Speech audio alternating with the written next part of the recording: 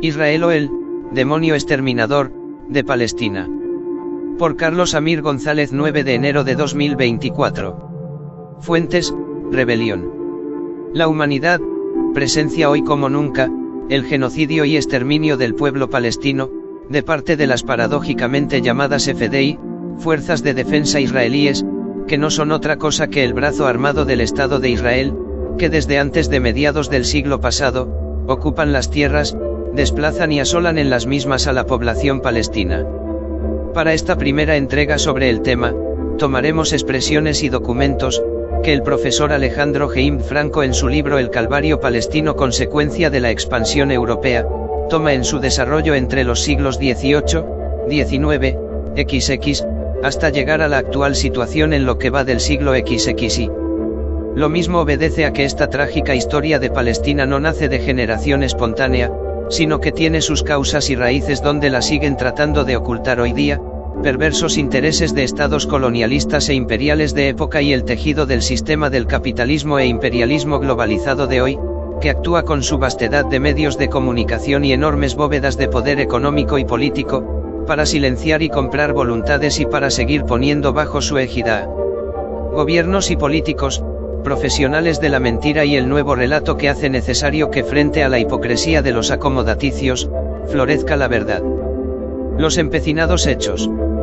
En el siglo XVIII las nuevas potencias imperiales, Inglaterra y Francia, entraron en conflicto, primero por la India y luego por Egipto. En 1770, los británicos acuerdan un tratado con Egipto por el cual se les otorga descargar sus productos en Suez y luego trasladarlos por tierra y embarcarlos en el Mediterráneo.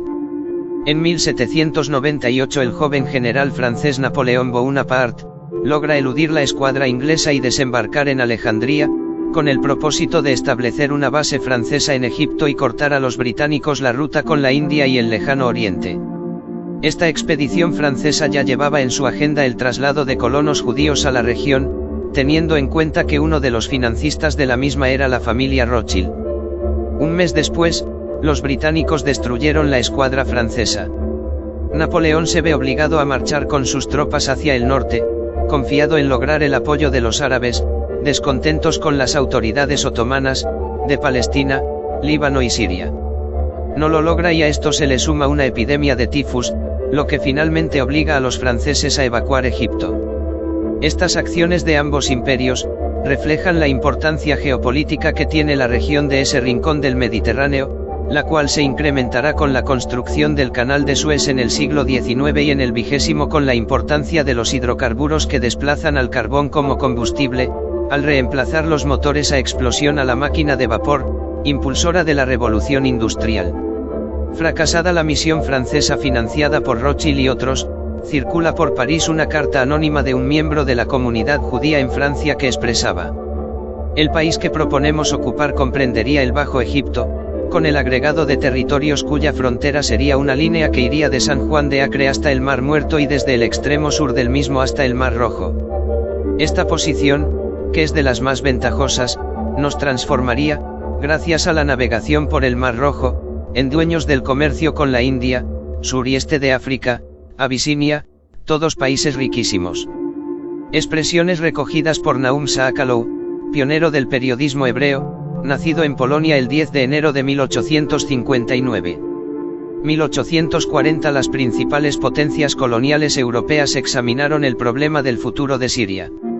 El 17 de agosto de ese año, el Times de Londres en un artículo titulado, Siria, regeneración de los judíos, decía, la propuesta de trasladar a los judíos al país de sus padres y asentarlos allí bajo el protectorado de 5 potencias no es ya objeto de especulación, sino de serio estudio político. 17 de agosto de 1840. El coronel George Gowle, exgobernador de Australia del Sur, declaró ante el Parlamento inglés el 25 de enero de 1853, la divina providencia ha situado a Siria y Egipto en la vía entre Inglaterra y las más importantes regiones de su comercio exterior colonial, India, China, el archipiélago índico y Australia. Por ello la providencia llama a Inglaterra a ocuparse enérgicamente de crear condiciones favorables en esas dos provincias. Inglaterra debe poner manos a la obra para la renovación de Siria por intermedio del único pueblo cuya energía puede ser utilizada constante y eficientemente por intermedio de los hijos de Israel. Frente a estas declaraciones no es de extrañarse que en la década de 1870, se funda en Inglaterra la Compañía Colonial Sirio-Palestina, con el fin de asegurar la colonización de Palestina, Siria y los países vecinos por personas decentes, tanto cristianas como judías. De aquí se desprende, sin mucho esfuerzo de análisis, que los ingleses como hoy Israel, su Estado, sus FDI y el 80% del pueblo que habita Israel y respalda a Netanyahu y su accionar, pensaban y siguen pensando que los habitantes milenarios de Palestina eran y siguen siendo personas indecentes, raza humana inferior que solo colonizada en principio y hoy exterminada, podrá redimirse. Benjamin Disraeli, judío inglés convertido al anglicanismo para transformarse según sus propias palabras en anglicano de raza judía, desarrolla el Partido Conservador y deviene en primer ministro de la reina Victoria en 1868, y luego desde 1874 hasta 1880. Trata en la Conferencia de Berlín de 1878 de incluir en el orden del día la restauración de Israel. Se encontró en la misma con una firme oposición del canciller alemán Otto von Bismarck. Logró sin embargo que el gobierno turco garantizara los derechos civiles y religiosos de los judíos, especialmente en los territorios otomanos de Palestina. Hay que observar aquí que la colonización ve en el carácter conservador del judaísmo algo bueno, ya que el primer planteo del sionismo era laico y socializante con los pueblos de Palestina, cosa que después lograron degradar. Otro buen aporte para la invasión y el desalojo de los palestinos de Palestina, fue el de Lord Palmerston, pura flema inglesa humanista, secretario de R.R.E. de Gran Bretaña. Gestionó a su vez ante las autoridades turcas que se autorizara la libre emigración judía a Palestina, proponiendo que para facilitar el proyecto se podría trasladar la población árabe, palestina, hacia el norte de Irak. Ahora los planes de EU e Israel son trasladar a la población palestina que sobreviva en Gaza al desierto del Sinaí y en Cisjordania a campos de refugiados en Jordania. En 1897 hace su aparición la Organización Sionista Mundial, antes de que Gran Bretaña tuviera que inventarla. Se reúnen con el objetivo fundacional en la ciudad suiza de Basilea entre los días 29 y 31 de agosto de 1897 las 197 delegaciones lideradas por Theodor Herzl. Él mismo nació en Budapest en 1860.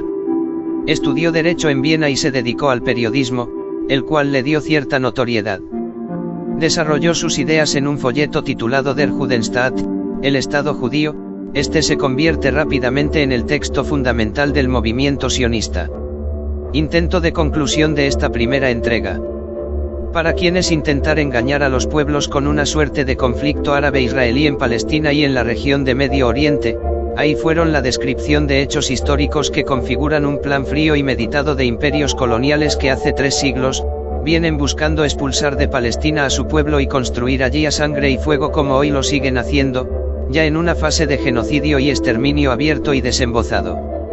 Nos queda por delante los hechos del siglo XX y los 23 años del siglo XXI, donde estos enemigos de la humanidad han recorrido diversos caminos buscando preparar distintas celadas para sus nuevos crímenes de pueblos. Ojalá surja alguna reacción humana frente a tan arbitrarios actos, algo de aquello de que no se nos puede mentir a todos durante todo el tiempo.